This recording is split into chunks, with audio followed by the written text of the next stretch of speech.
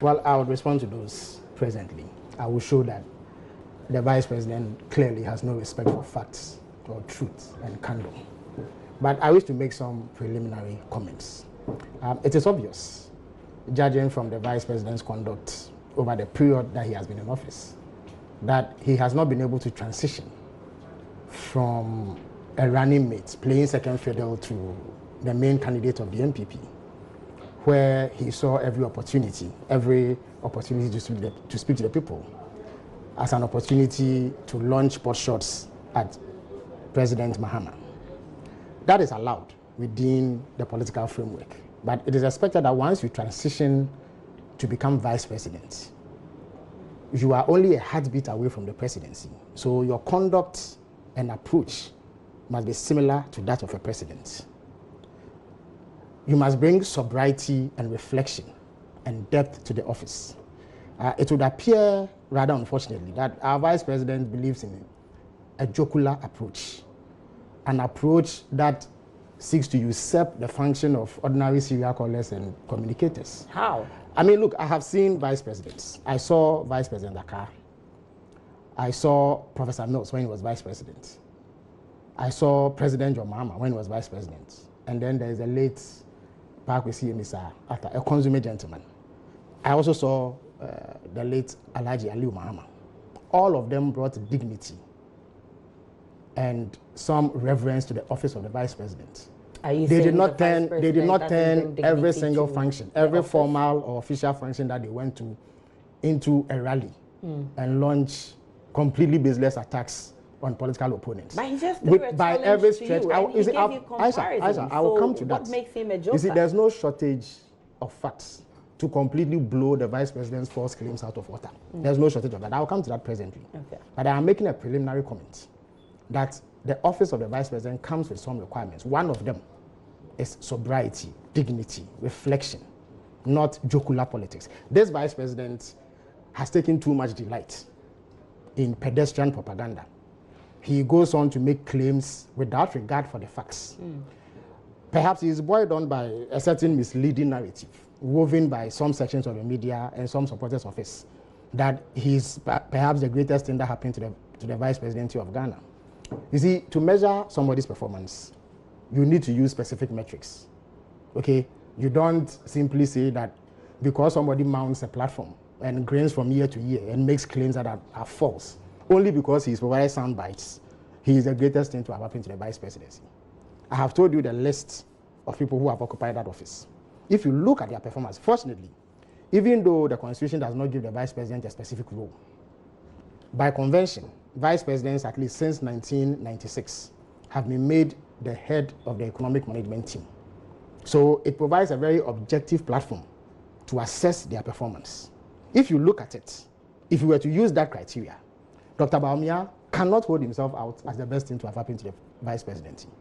Let's look at some critical economic indicators which fall directly under the purview of the vice president as head of the economic management team. The most important of them is the growth rate. Okay, so President Mahama was vice president between 2009 and 2012 when the late President Mills died. In 2009, the economy of Ghana grew by 4.8%.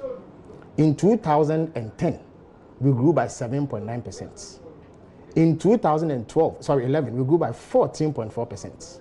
And then in 2012, we grew by 9.3%. If you do an average, it comes to 9.6%. Dr. Bawumia, since he's been vice president, in 2017, the economy grew by 28.1% as head of the economic management team. In 2018, it dropped to 6.3%. This year, it is 6.5%. Next year, it is projected to be around 5.4%. If you do an average calculation, it comes to around 7.6%. On that alone, there's no basis for the claim that he is the best thing to have happened to the vice president. Now, let me move on to the specific claims that he makes. You see, it is not excusable for a vice president to set out to tell outrageous falsehoods.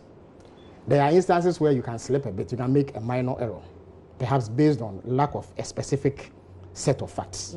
But in instances where there is a glaring, there is glaring evidence Which is? Contrary to the facts that the Vice President puts out, he cannot be excused. The claim that President Mahama does not have a legacy in the northern part of this country is a ridiculous lie. And I regret to have to be that blunt. It is a ridiculous lie. It is a lie that you expect an uninformed NPP rabid serial caller to put out. Not a Vice President who has a gamut of aides and special assistants who can fetch him information at the click of a button. Okay. He completely refused to carry out any research.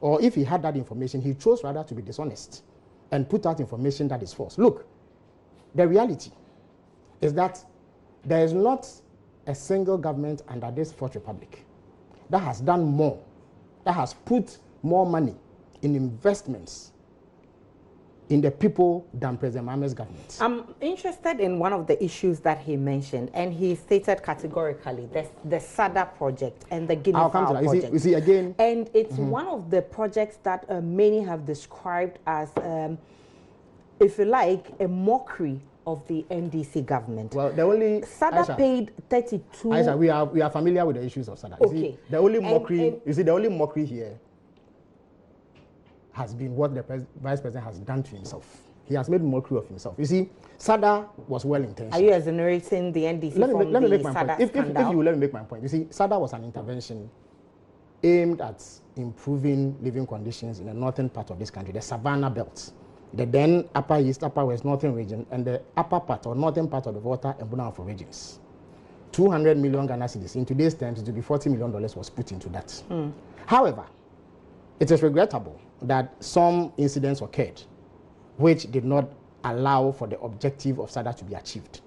But for a Vice President to create the impression that the only initiative or the only steps that the NDC government took to develop the northern part of this country was SADA. But SADA it's a display. It's a display. Listen, it is a display of. It is a display. It was a yes, backing but in I've the made a northern point. region. Just a point.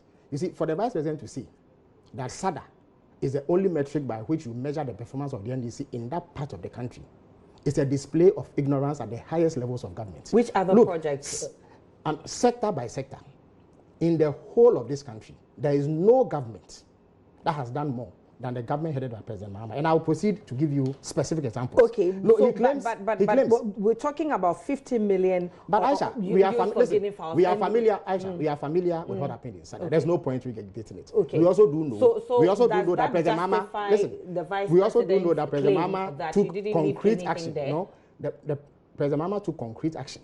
Monies were refunded, and this is public knowledge. But I'm telling you that anybody who tells you that the only way that you measure the NDC's performance in the northern part of this country is through SADA is displaying high levels of ignorance. You say monies were refunded. First of all, did we get the rest of the trees that we're looking for? The rest of the guinea fowls? Monies were refunded. The leadership of SADA was dismissed, replaced by a new one, and payments were stopped. But let me come back to the issue. Let us take the Upper West region, for instance.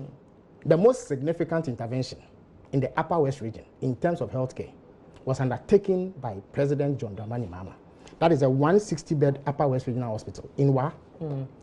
President Akufo-Addo does not have a chicken coop in Wa to show for all the monies that he has had. Okay. In the same Upper West region, the Wa airstrip, it used to be a tiny airstrip. Only a few weeks ago, President Akufo-Addo was beating his chest that he had managed to organize flights to the Wa airport. That airport was upgraded, rehabilitated to acceptable standards by President Mahama. The Upper West Regional Library is one of the biggest and most modern in the country. The Wa Town Urban Water Project, which President Akufo-Addo sought to appropriate last year, but was exposed for, was carried out by President Mahama. Again, there are a total of 64 CHIPS compounds undertaken by President Mahama. I dare Vice President Bawumia to for once put on the cap of seriousness and point us to CHIPS compounds that his government has undertaken in the Upper West region that match up to what President Mahama did. Again, you recall that under the community day senior high schools, and we are talking senior high schools, not classroom blocks. Okay, how many did you build? We put one at Golu, we put one at Funsi, we put one at Briefo. How many did you Lambusi, Logu, Dorimon, Zini, Naro, Dorimbo, Konzak. Forgive me if I mispronounce the names. How many did you promise and how many were you able to deliver? Well, I can count here almost 8 of them. Let Dr. Bawumia show me even the foundation of any senior high school that his government has initiated. But he's made the point in addition to this, his government will leave a legacy of free SHS. I beg your pardon. You see, the notion that our entire life as a people revolves around the payment of fees for $1.2 million is a complete misunderstanding of what development is about. But that's a legacy. Yes, but it is also a legacy that President Mahama undertook 8 community-based senior high schools in the Upper West region. With a greater respect to you, those children who go to senior high schools in the Upper West region, Dr. Bawumia does not expect that they will go and sit under trees to receive that free senior high school education that he's talking about. But those are so the man,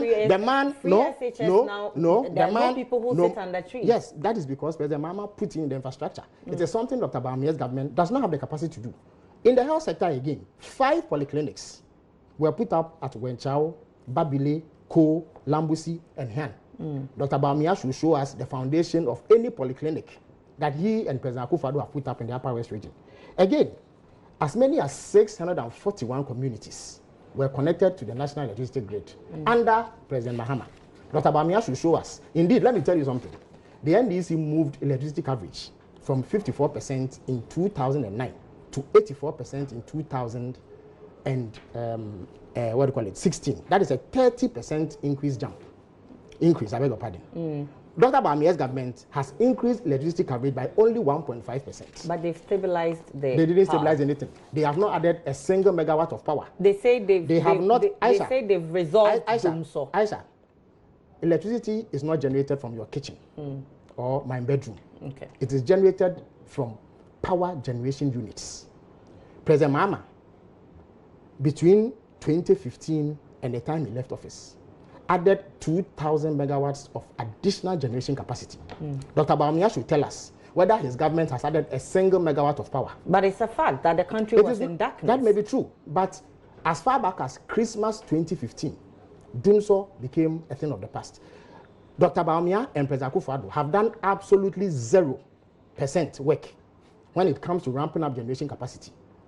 Only yesterday, there were nationwide blackouts, were there not?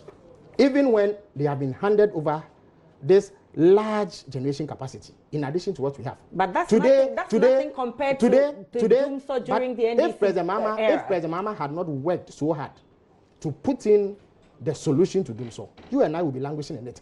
As has been proven, they don't have the capacity to add even a megawatt of generation capacity. Even when they reviewed the Ameri deal, which the NDC went into and put the country into. The Ameri Innovation deal. And saved the country some money. The Ameri Innovation deal is by far the single biggest corruption scandal involving a president directly in the history of Ghana.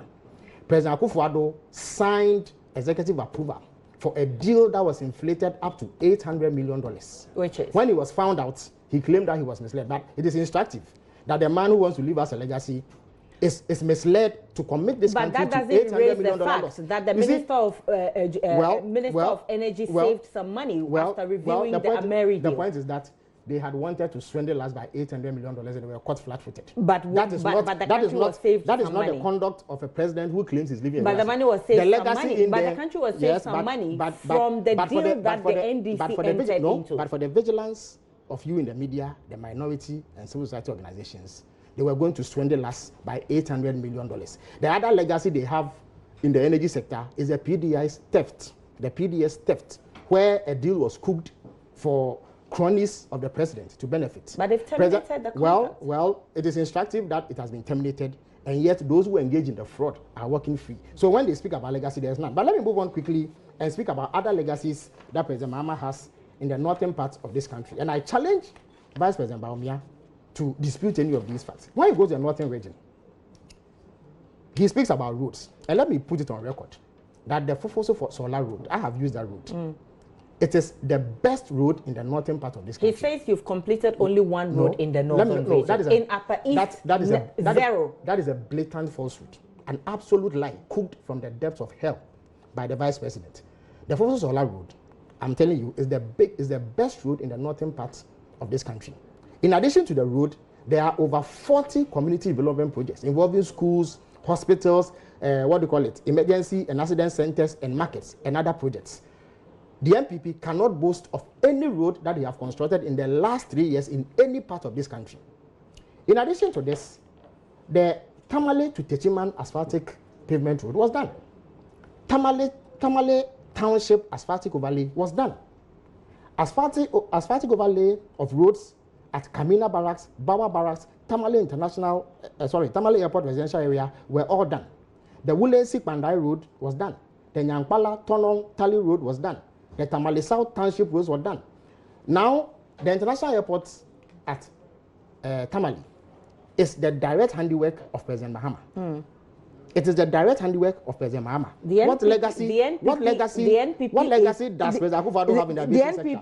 The NPP is dedicating 9.3 billion cedis in the 2020 budget for roads, and you say that's not significant? You see, Aisha, you see, they say that when a naked man promises you clothes, you need to check whether he's wearing clothes.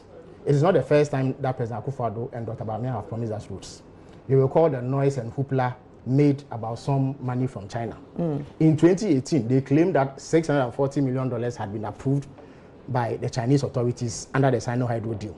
If you check the budget statement of 2019, presented by Mr. Ken Ofori-Atta in November 2018, he listed over 100 roads that they claimed were going to be constructed with a Chinese facility.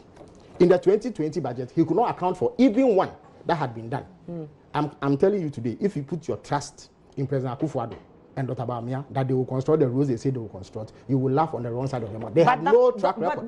They have no track record in any proper road construction beyond empty talk and agreements that exist on paper. They have nothing to show on the ground when it comes to roads. So I'm surprised that he is even able to stand where he stood and make the allegation that he made. Again, when you go to the Savannah region, that is where the Ofosu Sola Road is. I've told you about schools, markets, and clinics. There is a senior high school established in Sola. There's a market complex at Sola. There's a community day school at Daboya. Let Dr. Bawumia show me the foundation of any secondary school that he and President Akufo-Addo have constructed in that part of that country. And then come to speak to us about legacy. Again, if you go to the same region, there's a West Gonja Hospital. There's a Kumfusi Polyclinic. There's a dam constructed at Kalba. There's a Sola Senior High School and a health insurance facility at Sola. There's also the Sola Polyclinic. Again, I challenge Dr. Bawumia to tell us a single project that he has done there that rivals this one. You see, let me come to some of the other claims that he made. He claims that they are going to leave a legacy. And the legacy he speaks about are one village, one dam, free senior high school, planting for food, you see, again, and jobs. Again, you see, let us subject one district, one factory, one village, one dam. So in 2016, they made these promises. Let's take one village, one dam. They promised that they were going to construct a dam in every village of the northern, upper east, and upper west regions. What it means is that when you count the number of villages in those parts of the country, you expect to see a corresponding number of dams. In the upper east region alone, where there are 15 districts, there are an average of 150 villages in each district. If you do the math, that is about 1,250 villages. So we expect in the upper east region alone, 1,250 dams. In 2018, at a similar festival in the northern region, Dr. Bawumia claimed that by the end of 2018, they would have constructed 560 dams, in 570 dams in that year alone. But overall, we were looking forward to over 5,000 dams because that is the number of villages in those parts. In the 2020 budget, the finance minister says they built 200 dams, which falls far short of what was expected. Even those dams are in fact ponds and do not come anywhere near the dams that they promised. Let's talk about one village, one district, one factory. The first factory is ready. I beg your pardon. At the time they were making the promise, there were 216 districts. Even if we were to overlook the fact that subsequently the number has increased to 254 and hold them to just 216 districts, they have not fulfilled that promise. Look, when we challenged them on the viability of that project, they actually displayed a map. And billboards were put at places like Okponglo to show the whole country that factories were going to be sited in specific districts. They had a map that detailed the specific district, the specific raw material available, the specific factory, and the number of people going to be employed. But free SHS is running. Aisha, Planting for food and jobs is running. Aisha, just recently, we've had a bumper harvest in rice because of planting for food and jobs. Let's finish with the one district, one factory. To assess whether they have fulfilled that promise, you need to take that map and check whether any of those districts have received factories. we expect 216 factories in the same form that they promised. What they have done is to go around and attach one district, one factory logos and insignia to existing factories and purport that those are the factories they promised. When we were in power, we gave companies, manufacturing companies, 5 of them, about 50 million Ghana cedis to expand their factories. But we never said anywhere that we had built those factories. If you go to the Free Zones Enclave, between 2013 and 2016, over 60 world-class factories were put up there. One of them was at Eshiam in the Western region. There's a company called Wankan. They built a tile factory that produced about 40,000 square meters of tiles a day for export and domestic sales. Now, that factory cost $60 million to build. Some of the biggest names in international production, manufacturing, Barry Callebaut, Avinash, and co. set up in the Free Zones Enclave. Yet, we did not go about beating our chest. Look, if you put the amount of money invested together, it ran into about $1 billion. 16,000 people gained employment through that initiative. Yet, we didn't go jump on the rooftop and claim we were building factories. They came reciting slogans, and yet when you ask them about the factories, they are unable to show you. Now, let's move to 1 million per constituency. You recall, the same Dr. Bawumia, and I told you about his penchant for jocular politics. He went to stand in Cape Coast and told the people of Cape Coast that if they don't come to Accra to police the $1 million, people in Accra will squander the money. The impression one got from the promise they made, and indeed he's also on video to have said at a rally somewhere in the northern region that the $1 million per constituency in terms of disbursement will start from the very first year, 2017, 2018, 2019, 2020. In all, we expect that if you put the entire amount together, a total of $1.1 billion, or roughly about 6 billion Ghana cedis, or let's say 5.7 billion Ghana cedis would have been disbursed. The Information Minister, Kojo Oponkroma, has told us that for the first 2 years, nothing went, and that they are looking forward to send something in 2019 and 2020. That is a violation of the promise that they made. You understand the point I'm making? So Dr. Bawumia cannot stand on that platform and claim it is a legacy. In any event, let me tell you something.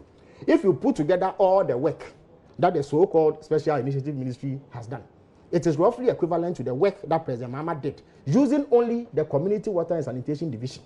The boreholes that you speak about, there are thousands of them that the Community Water and Sanitation Division